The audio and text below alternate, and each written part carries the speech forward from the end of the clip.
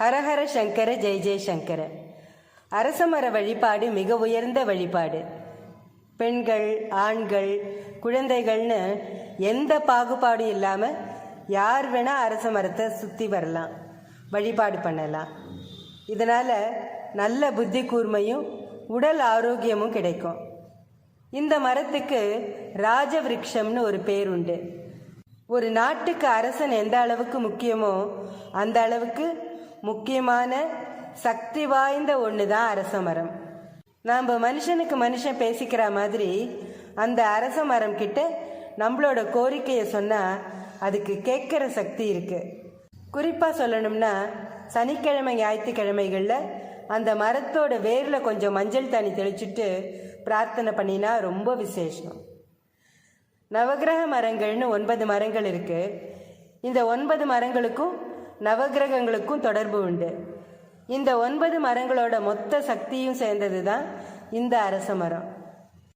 இந்த அரச மரத்தோட மனசு விட்டு பேசினா அது நம்ம பிரச்சனைகளை எல்லாம் தீர்த்து ஒரு நாள் நிச்சயமாக நம்மளையும் அரசனாக்கும்.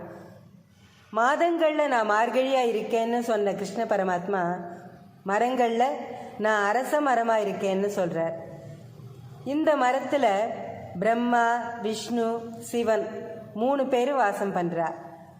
அதனால் இந்த மரத்தை பிரதட்சிணை பண்ணினா பிரம்மா, விஷ்ணு, சிவன் 3 பேரையும் பிரதட்சிணை பண்ணின புண்ணியம் கிடைக்கும்.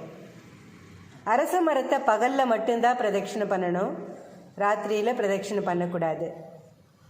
புனிதமான இந்த மரத்தை யாரும் வெட்டிடக்கூடாதுங்கிறதுக்காக ஒவ்வொரு அரச மரத்துக்கு அடியிலையும் ஒரு பிள்ளையார் வச்சு வணங்குற பழக்கத்தை நம்மளோட முன்னோர்கள் ஏற்படுத்தி இருந்தா.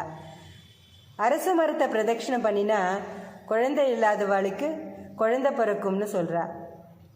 அரச மரத்தில் ஆக்சிஜன் அதிகமாக வெளிப்படுறது. அதை தவிர அமோனியா வாயுவும் வெளியில் வருது. நம்ம உடம்புலேருந்து கழிவுப் பொருட்கள் முழுசாக வெளியேற்றப்படணும். ஆனால் ஆக்சிஜனை போதிய அளவுக்கு உள்ளே இழுத்து சுவாசிக்காத பெண்களுக்கு கர்ப்பப்பையில் கழிவுகள் சேர்ந்து அடைப்புகள் உண்டாகிறது. அதனால் இந்த பெண்கள் அரச மரத்தை தினமும் 21 சுத்து, 51 சுத்து, 108 சுத்துன்னு கணக்கு வச்சுட்டு 108 நாட்கள் சுத்தணும்னு பெரியவாள்லாம் சொல்லியிருக்கா.